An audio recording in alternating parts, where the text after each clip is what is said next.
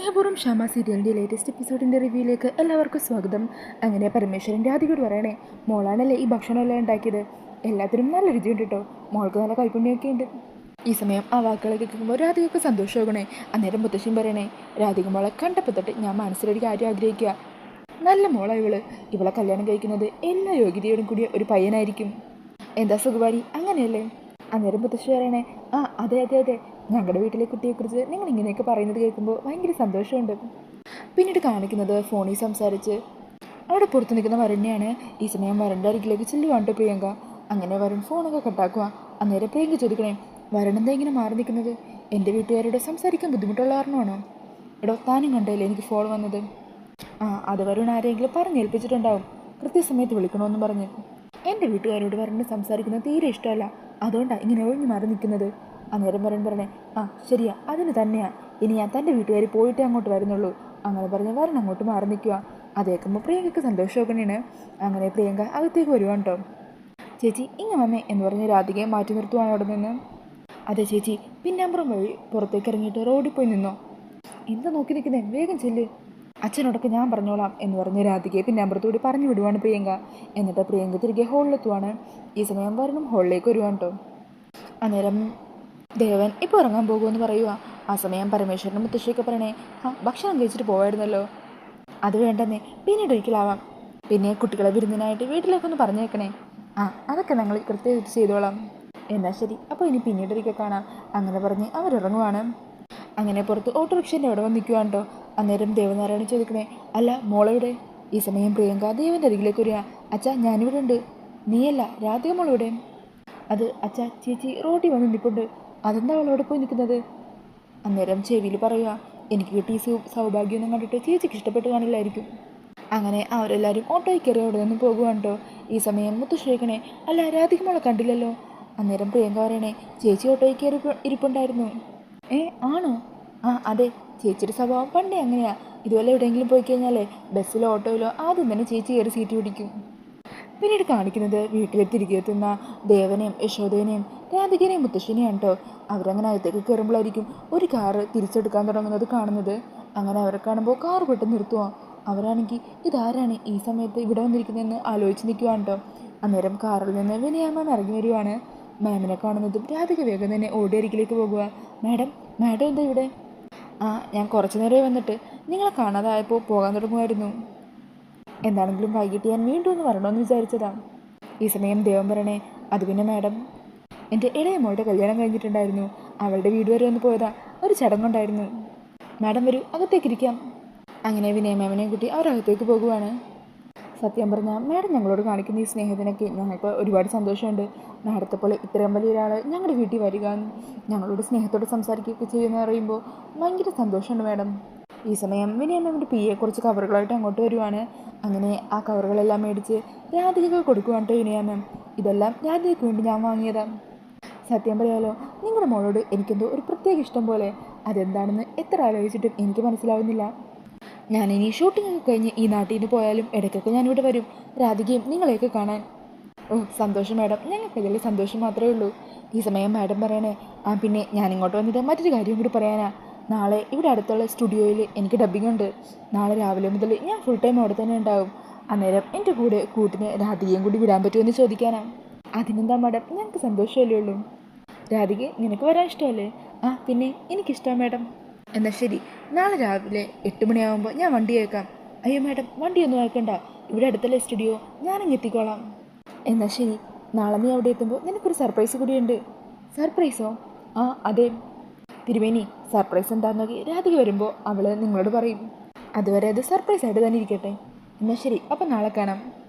അങ്ങനെ പറഞ്ഞ് വിനയമ്മ അവിടുന്ന് പോകുവാണ് കേട്ടോ. ഈ സമയം ഇതൊന്നും മുത്തശ്ശിക്ക് തീരെ ഇഷ്ടപ്പെടുന്നില്ല. ഓ, അവർക്ക് കൂട്ടിരിക്കാനൊക്കെ വിളിക്കാൻ ഇവൾ ആരാ അവരുടെ?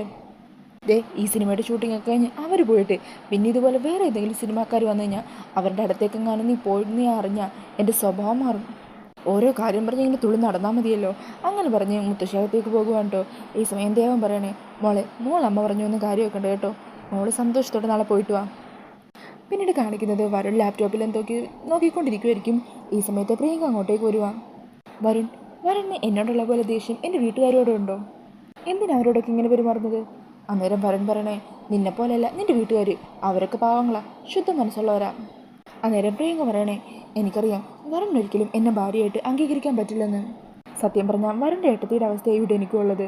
ഏട്ടത്തി ഏട്ടന് വേണ്ടി ത്യാഗം ചെയ്യുന്നു, ഞാനിവിടെ വരന് വേണ്ടി ത്യാഗം ചെയ്യുന്നു.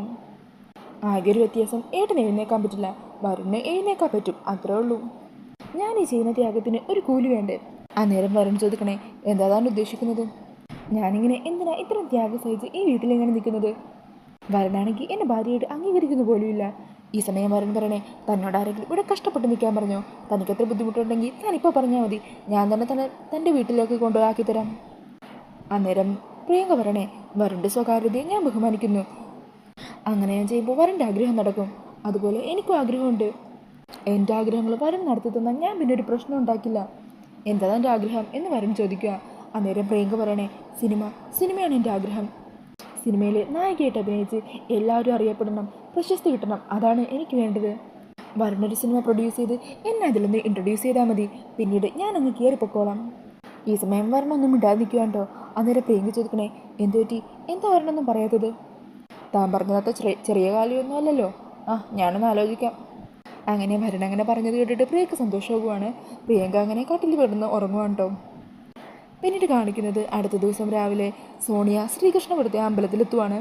അങ്ങനെ അവിടെയുള്ള 2-3 പേരോടൊക്കെ ഷാമയുടെ ഫോട്ടോ കാണിച്ച് ഇതേ മുഖച്ചായുള്ള കുട്ടിയെ നിങ്ങൾ കണ്ടിട്ടുണ്ടോ എന്ന് ചോദിക്കുകയാണ് കേട്ടോ. എന്നാൽ അവരെല്ലാം കണ്ടിട്ടില്ല എന്ന് പറയുവാണ്. അങ്ങനെ സോണിയ അപ്പം തന്നെ ഐശ്വര്യ വിളിക്കുക. മാഡം, ഇത് ഞാനാ സോണിയ, ഞാനിവിടെ ശ്രീകൃഷ്ണപുരത്ത് എത്തിയിട്ടുണ്ട്. ഇവിടെ പലരോടും ഞാൻ ചോദിച്ചു, പക്ഷേ അവരാരും അതേ മുഖച്ചായുള്ളൊരു കുട്ടിയെ കണ്ടിട്ടില്ലെന്നാണ് പറയുന്നത്. അന്നേരം ഐശ്വര്യ പറയണേ, സോണിയ, ഞാൻ ആ നാട്ടിൽ തന്നെ ആ കുട്ടിയെ കണ്ടത്, അവിടെ ശരിക്കൊന്ന് അന്വേഷിച്ച് നോക്കും. അല്ല മാഡം, എനിക്കൊരു സംശയം, ഇനി മാഡത്തിന് സ്ഥലം വല്ലതും മാറിപ്പോയിട്ടുണ്ടോ?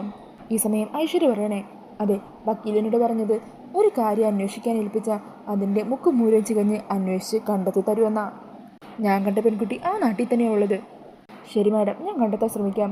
അന്നേരം ഐശ്വര്യ പറയണേ, ശ്രമിച്ചാൽ പോരാ, ഇന്ന് വൈകിട്ടത്തേക്കുള്ളിൽ എനിക്കൊരു അറിവ് കിട്ടിയിരിക്കണം. അങ്ങനെ പറഞ്ഞ് കോള് കട്ടാക്കുവാണ്. ഈ സമയം ഇത് കേട്ടിട്ട് സോണി ഇനി എന്ത് ചെയ്യുമെന്ന് ആലോചിച്ച് നിൽക്കുക. അന്നേരം ആയിരിക്കട്ടോ അങ്ങോട്ടേക്കൊരു മുത്തശ്ശി വരുന്നത്. അങ്ങനെ ആ മുത്തശ്ശിയുടെ കയ്യിൽ ശ്യാമയുടെ ഫോട്ടോ കൊടുക്കണേ. അമ്മേ, ഈ ഫോട്ടോയിലുള്ള അതേ മുഖച്ചായുള്ള കുട്ടി ഈ നാട്ടിലെവിടെയെങ്കിലും കണ്ടിട്ടുണ്ടോ? അങ്ങനെ ആ അമ്മൂമ്മ ആ ഫോട്ടോയിൽ നോക്കിയിട്ട് പറയണേ, ഉണ്ടല്ലോ. എവിടെയാ? ഇവിടെ തന്നെ, ദേ ഇവിടുത്തെ ദേവനാരായണൻ തിരുമേനിയില്ലേ, ഈ അമ്പലത്തിലെ പൂജാരിയുടെ മകള് ഏതാണ്ട് ഇതുപോലെയൊക്കെ തന്നെയാണ് ഇരിക്കുന്നത്. അല്ല, കുട്ടിക്ക് എന്തിനാ തെരഞ്ഞിട്ട്? ഒന്നുമില്ല, ഒരു കാര്യത്തിനാ.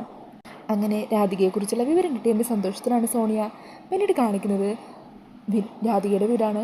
അങ്ങനെ വിനയാമം കൊടുത്ത ഡ്രസ്സൊക്കെ അണിഞ്ഞ് രാധിക സ്റ്റുഡിയോയിലേക്ക് പോകാൻ റെഡിയാകുവാണ്ടോ. ഈ സമയം മുത്തശ്ശി രാധികയെ അന്വേഷിക്കുകയാണ്. അങ്ങനെ രാധിക മുത്തശ്ശിയുടെ അരികിലേക്ക് എത്തുവാൻ. രാധികയുടെ വേഷമൊക്കെ കാണുമ്പോൾ മുത്തശ്ശി ചോദിക്കണേ, ഇതാ സിനിമാക്കാർ തന്ന ഡ്രസ്സായിരിക്കും അല്ലേ? അതേ മുത്തശ്ശി.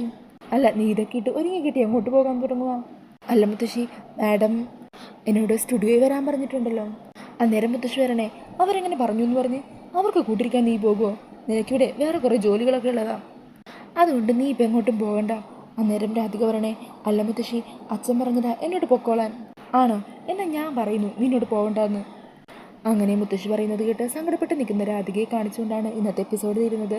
അപ്പോൾ ഈ ഒരു റിവ്യൂ ഇഷ്ടമായിട്ടുണ്ടെങ്കിൽ മറക്കാതെ വീഡിയോ ഒന്ന് ലൈക്ക് ചെയ്യണേ. ഇതുപോലുള്ള കൂടുതൽ റിവ്യൂസിനായിട്ട് ഈ ചാനലൊന്ന് സബ്സ്ക്രൈബ് ചെയ്ത് സപ്പോർട്ട് ചെയ്യണേ. താങ്ക്